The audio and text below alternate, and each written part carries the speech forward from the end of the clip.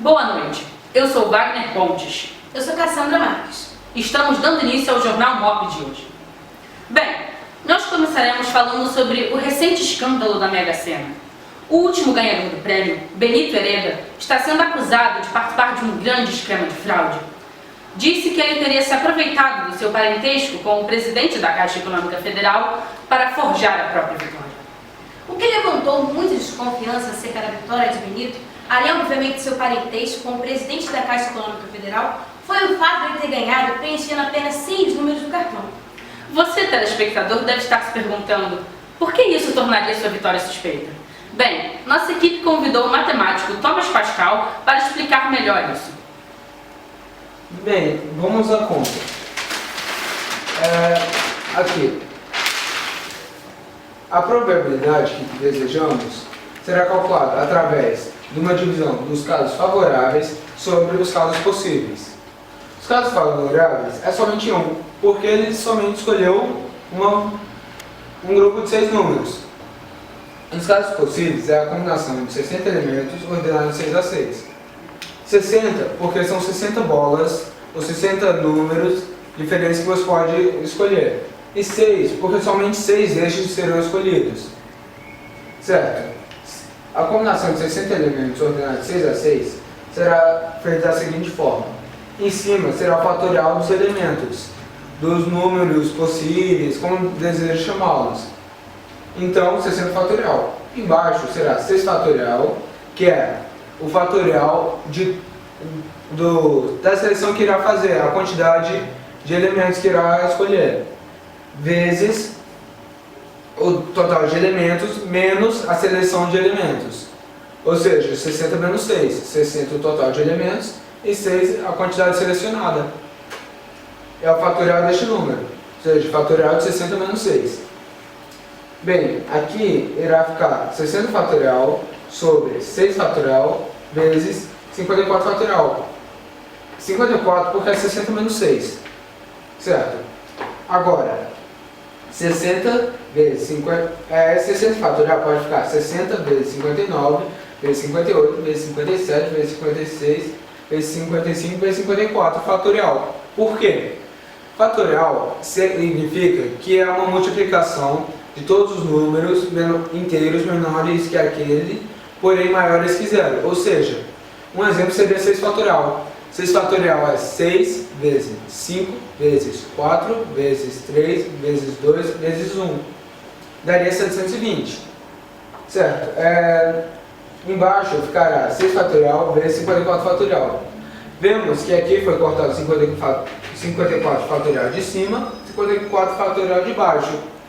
Assim, porque os dois se igualam, um está em cima, outro está embaixo, vai, foi. Então, essa conta aqui, dos 60 até os 55, irá dar 36 bilhões, 45 milhões, 979.200 sobre 6 fatorial. Como eu disse antes, é 720.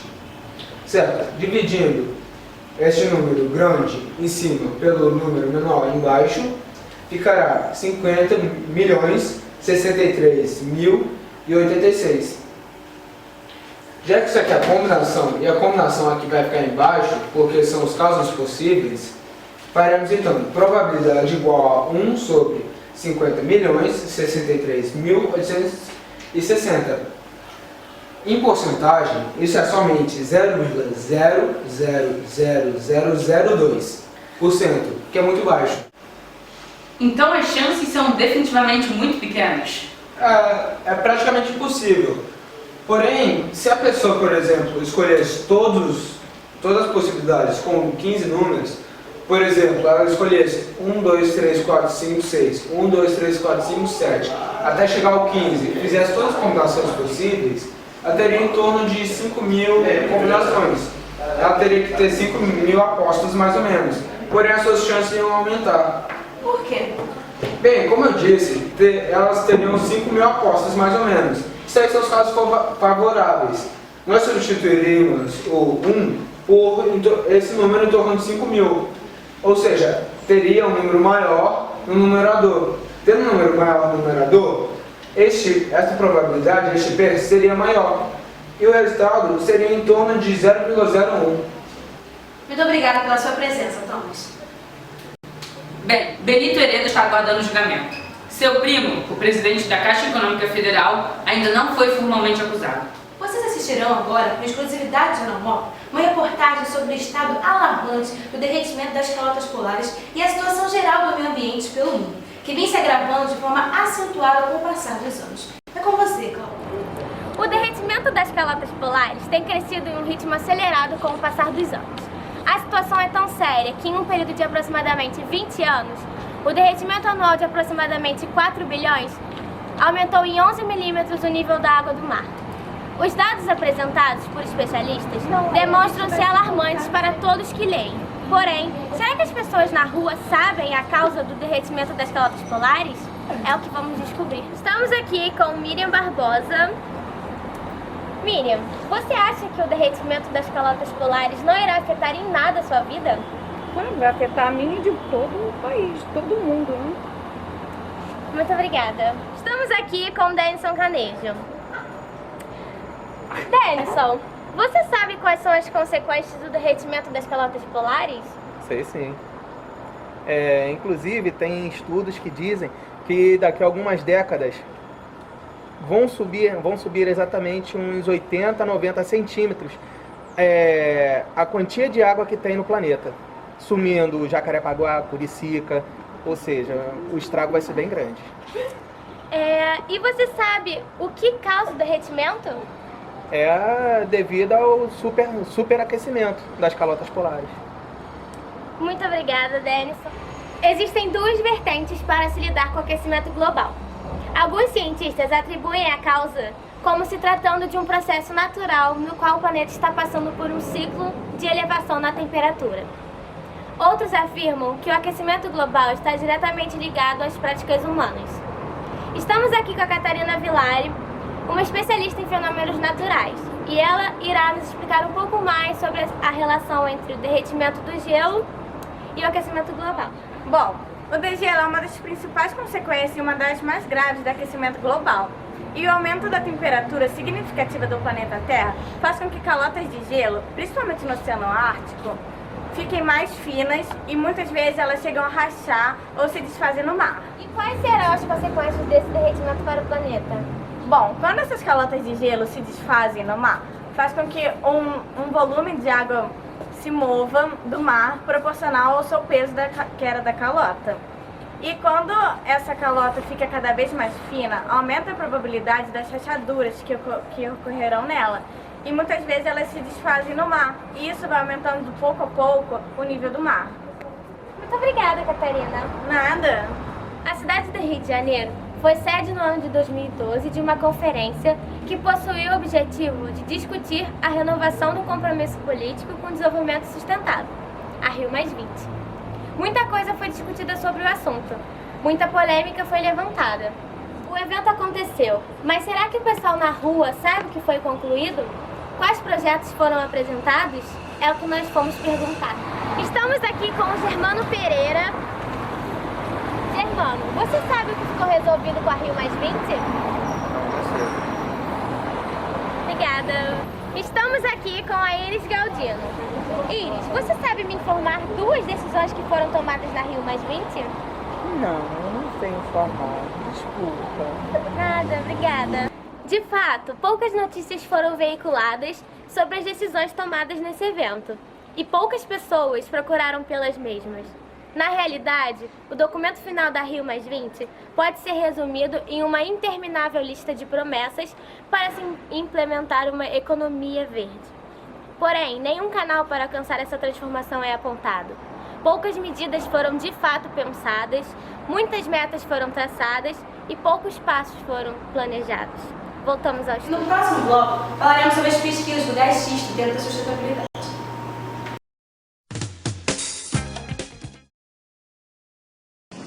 Como imagina a gente representa, apenas uma dose de refrigerante contém tudo o açúcar necessário para um dia só. E esse açúcar entra no seu corpo diretamente, causando um jogo de insulina. E essa insulina transforma o açúcar do seu corpo em gordura. E após 40 minutos a ingerir refrigerante, a sua cafeína está completamente absorvida. o que faz as pupilas dilatarem, você sentir a sensação de mal-estar e ficar nervoso. Então cuide do seu corpo, beba água, ative a sua saúde.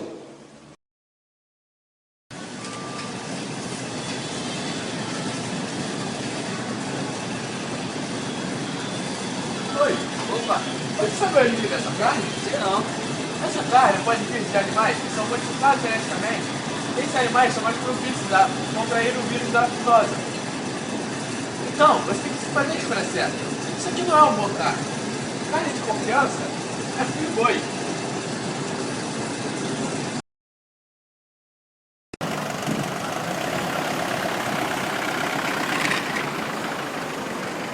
Aí, amigão! Opa! Aí, pode me dar uma informação? Fala! Sabe me dizer por que o céu é azul? Ah, pergunta aqui no mob. Sabe me dizer como é que a vida do seu formado? Pergunta aqui no mob. E qual é a probabilidade de um raio cair na minha cabeça? Ah, meu amigo, pergunta no mob. Tá de boa então, obrigado, brother. Valeu!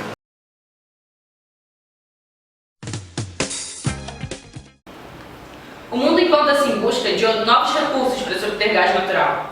O xisto tem se mostrado mais eficaz entre esses novos recursos, porém também é o mais perigoso para o planeta e para o aquecimento global.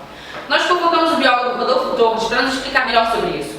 Bem, Rodolfo, o que vem a ser exatamente o xisto? Bom, o xisto é uma pedra da qual você pode produzir combustível. Bem, e onde é que ficam as reservas de xisto? Os Estados Unidos, a China, o Brasil e a Argentina são os principais países em que se encontram as reservas mundiais de xisto. E qual o perigo representado pela extração desse gás xisto?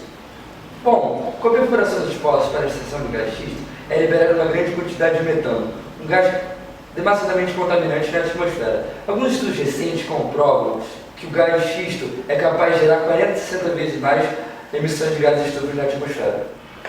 E como isso pode afetar o planeta Terra em si? Esse vazamento exorbitante de gás metano representa uma ameaça ao clima global, pois ele influencia diretamente no aumento dos gases que são responsáveis pela destruição da camada de ozônio, contribuindo assim para a degradação do nosso planeta. Muito obrigado, Sr. Rodolfo, pelo seu esclarecimento. Todos os fatos e situações apresentados nessa reportagem têm um denominador comum: o aquecimento global. Mas como será que as pessoas lutam contra esse fenômeno tão devastador no seu dia a dia? É o que vamos descobrir. Bom dia, estamos aqui com a estudante Valentina. Ela é estudante do 4º período de Química e vai nos explicar um pouco sobre o aquecimento global e suas causas. Bom, podemos fazer diversas coisas para amenizar e frear o aquecimento global. As indústrias podem diminuir o uso de combustíveis fósseis, que afetam diretamente a camada de ozônio e contribuem para o aumento da temperatura. No nosso dia a dia mesmo, a gente pode escolher um dia na semana para pegar um ônibus, deixar o carro na garagem, porque já vai diminuir bastante. São ações pequenas, como deixar a luz natural entrar em casa e você parar de usar mais eletricidade, que vai fazer diferença no planeta e vai diminuir o aquecimento global. O estado em que o meio ambiente se encontra é alarmante e necessita de atenção, já que o nível dos mares está aumentando, os animais estão morrendo e a biodiversidade diminuindo. As estações já não são mais demarcadas, já que a temperatura vem aumentando e não é possível mais prevê-las. O mundo encontra-se em constante alerta e o jornal MOP, que tem um compromisso com a verdade, tem a obrigação de mostrar o que acontece no mundo de verdade e o que deveria acontecer. Conferências são marcadas e nada é definido. A exploração do gás xisto, que é extremamente prejudicial à atmosfera, é cada vez mais abusiva. Os combustíveis fósseis são usados abundantemente pelas empresas. O mundo precisa se unir a favor de um só prol, salvar o planeta. Obrigado, voltamos ao estudo. Agora vamos falar de um assunto que atrai muita polêmica: células-tronco. Elas podem ser encontradas nas células embrionárias, no cordão umbilical, na placenta e no líquido amniótico, e quando adultos, em outras partes do corpo, como no fígado, no sangue e na medula óssea. São células muito simples que podem se diferenciar em qualquer tipo de célula, formando assim qualquer outro tecido. As células-tronco embrionárias são classificadas em células-tronco totipotentes, onde o corpo do ser humano é formado por vários tipos de tecido. E essa célula-tronco é capaz de diferenciar em qualquer um deles, inclusive a placenta e os anéis embrionários. Já as células-tronco pluripotentes também ocorre a mesma coisa, porém, com exceção das placentas e dos anéis embrionários. E no próximo bloco vamos receber a visita da especialista Alessandra Quintela falando sobre as novas pesquisas acerca da engenharia genética.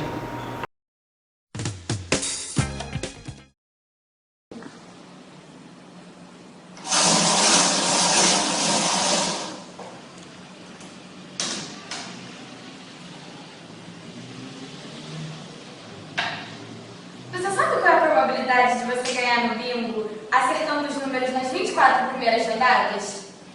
Para calcular isso, você precisaria fazer essa conta imensa, que daria aproximadamente 1 sobre esse número que eu não sei nem falar. Enfim, é uma probabilidade muito pequena, então diga não aos jogos de azar.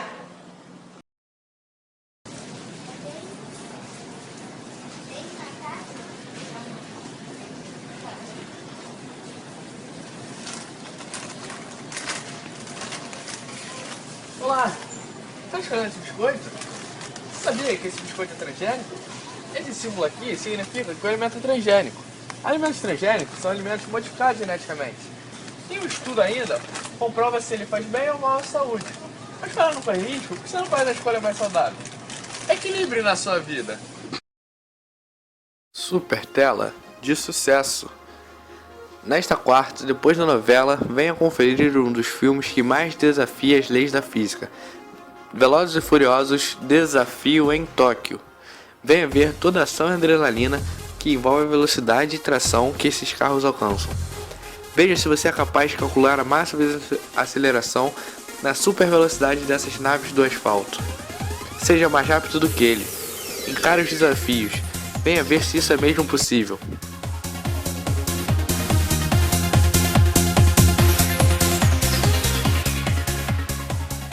É nesta quarta, na sua super tela.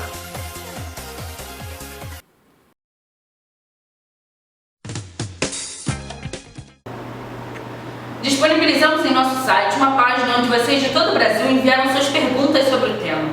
E fomos às ruas de São Paulo para esclarecer as questões da população. As pesquisas com células-tronco podem ajudar a curar quais doenças? Convidamos a especialista Alessandra Quintela para responder essas perguntas. Boa noite. Boa noite.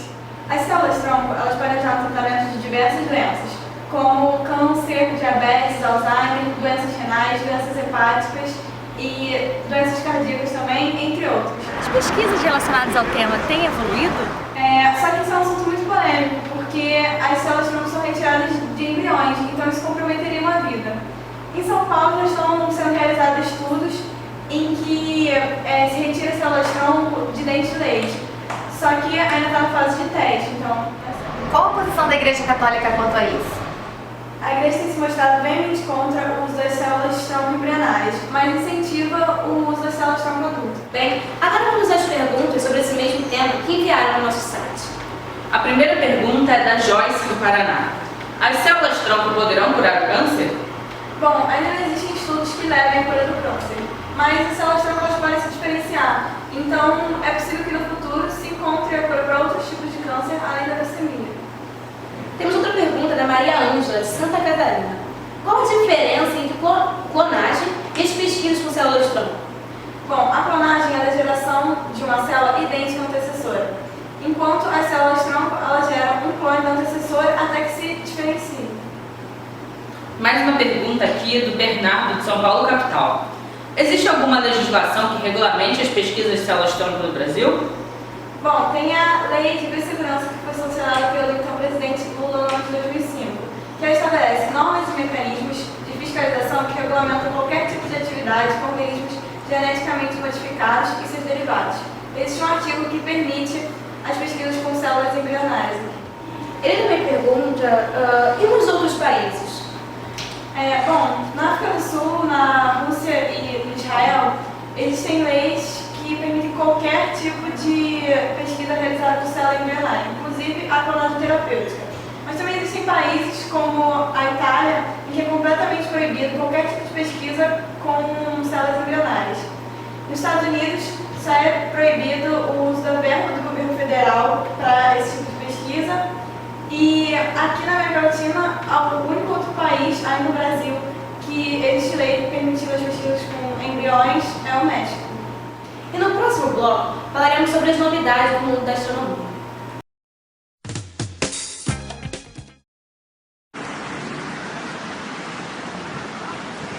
Amigo, oba!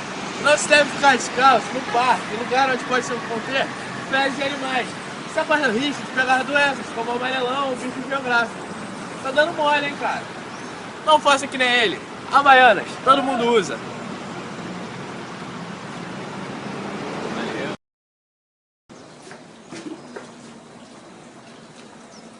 E aí, se assustou? Vai se assustar mais ainda quando ver o preço desse maravilhoso terreno. Já estamos em construção. Vai morar num local que você não vai correr risco de vida. Não vai morar perto de encostas ou então em lugares construídos em cima do lixão. Veja só, que terreno. Ah, se assustou de novo? Cuidado! Segura esse coração, hein? Queremos você conosco. Venha realizar seu sonho da casa própria, morando com a gente. Parcelamos quantas vezes forem necessárias. Venha realizar seu sonho de ter a casa própria. Venha morar conosco. Venha aprender um pouco mais sobre ciência nessa super exposição. Aqui você vai entender um pouco sobre os fenômenos que ocorrem em nosso planeta. Para mais informações, acesse nosso site www.abcmc.org.br. Você vai ver experimentos fantásticos de física, química, biologia, além de fazer novas amizades e diversas outras coisas. Viva a ciência, veja a ciência. Mostra Internacional de Ciência na TV.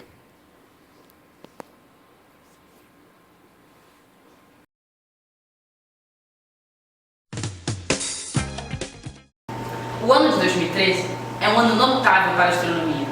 Diversos eventos marcantes aconteceram ao longo do mesmo.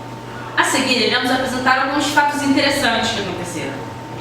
Em colaboração com pesquisadores estrangeiros, astrônomos brasileiros descobriram uma nova estrela que pode ser considerada uma espécie de mangema do nosso Sol, só que bem mais velha. Esse parente se dá porque ela possui a mesma massa e mesma composição química do nosso Sol. Logo, se ela possui os mesmos elementos químicos, ela também teria condições de formar planetas rochosos como o nosso. Porém, para os nossos especialistas, o mais interessante dessa descoberta é ver como a nossa estrela vai evoluir. Agora, nós vamos falar com a especialista Louise Melendez, do Instituto de Astronomia, Geofísica e Ciências Atmosféricas da USP. O que define a evolução de uma estrela é sua massa e sua composição química. Sua observação irá nos trazer pistas de como será o futuro da nossa estrela, de como o Sol irá envelhecer. Ele, com quase 5 bilhões de anos, está na metade de sua vida. Deve ter mais de uns 5 bilhões de anos pela frente. Mas, infelizmente, só o temos observado há 400 anos, quando Galileu Galilei fez sua primeira observação. Portanto, é impossível estudá-los baseado na mesma. Por isso é importante encontrar estrelas gêmeas. Já há várias candidatas e a primeira foi encontrada em 1997, porém essa é mais velha, tendo 8 bilhões de anos. Muito obrigada por compartilhar seus conhecimentos conosco. Vamos agora para a correspondente Cláudia, que vai falar sobre o lançamento do primeiro telescópio de observação planetária. A Agência Aeroespacial do Japão conseguiu em 14 de setembro, após várias tentativas fracassadas, lançar o foguete Epsilon-1, que continha a bordo o primeiro telescópio planetário de visão espacial remota. Com esse foguete, o Japão vai colocar em órbita o telescópio Sprint A, o primeiro de observação remota de planetas como Vênus, Marte e Júpiter, de acordo com a órbita da Terra. No domingo 8 de setembro, quem olhou para o céu encontrou a lua sorrindo e uma estrela brilhando ao seu lado. Isso fez com que muitas pessoas se impressionassem, teve muito sucesso nas redes sociais e gerou muitos comentários sobre esse assunto. Vamos agora a Lua Lamático, do Observatório Nacional, falando sobre esse incrível. O raro fenômeno mostra a Lua encobrindo o planeta Vênus e evidencia a estrela Spica. Essa estrela tem importância histórica, pois é mostrada na bandeira brasileira, acima da faixa de ordem e progresso, representando o estado do Pará. O planeta Vênus, o mais brilhante do nosso céu, é mostrado no céu desde meados de julho. Na noite de 8 de setembro, ele foi completamente escondido pelo satélite natural da Terra, a Lua. E hoje nós temos um novo quadro chamado Investigador Espacial, com Alice Camargo. Boa noite, esse é o nosso novo quadro Investigador Espacial. Lançamos na semana passada esta imagem e um desafio e perguntamos para os nossos telespectadores se ela era verdadeira ou falsa. Vocês notaram algo de diferente nela? Um sapo apareceu no lançamento do foguete da NASA. E agora eu vou mostrar para vocês o que vocês responderam. 63% acharam que é falso e 37% achou que é verídica. Agora eu vou dizer para vocês a resposta. Essa pauta recebe selo de verdadeira. No dia 6 de setembro, a NASA lançou um foguete contendo um robô que coletaria objetos na atmosfera lunar. E não foi nem o foguete, nem o robô, nem o que eles conseguiram coletar que chamou a atenção dos jornais, e sim um sapo que apareceu na imagem. A NASA comprovou que esta imagem é verdadeira e que o sapo realmente estava lá.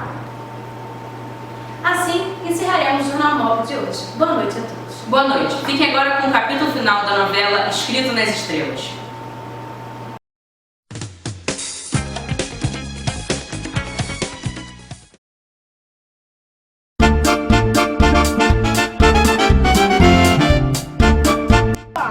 Tá filmando, tá, caceta? Para de mirar, não, a gente faz mirar. Querem rir? Eu desisto. Ai, eu tava com Boa noite. Pedro! Foi ou não? Foi, Décio.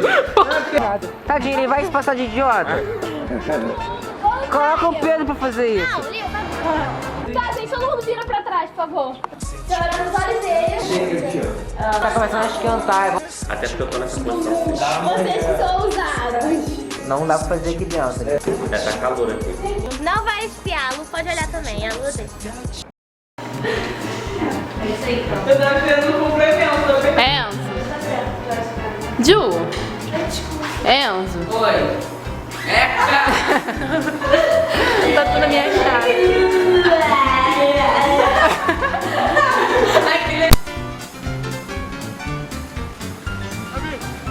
Opa, sabia.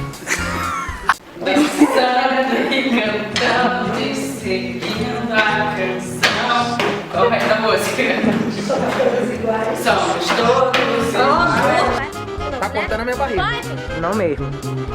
Então corta mais aí. Tô focando nela. Não vai aparecer, não. Chopada sem das feias, né? Vai. Já tô filmando já. Terminar uma bala pra terminar. Vamos, gente, vamos. Como é que é?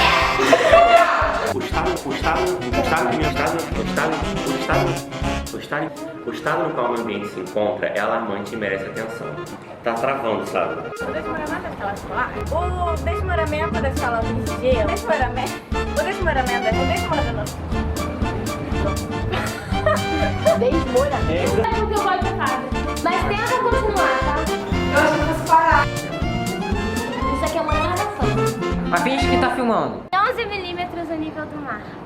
Que bonito, Juliane. Ficou bonito, eu gostei. O descrava. Pede pra sair, vai, depois eu... Vem pra sair. Sim, acabou. Conseguiu! Bem, nós escolhemos as ruas. Coletaria, ele coleta... Dizem que daqui a algumas décadas... Vai, Ju! Gente, tá uma boa! Feliz de novo! Fim!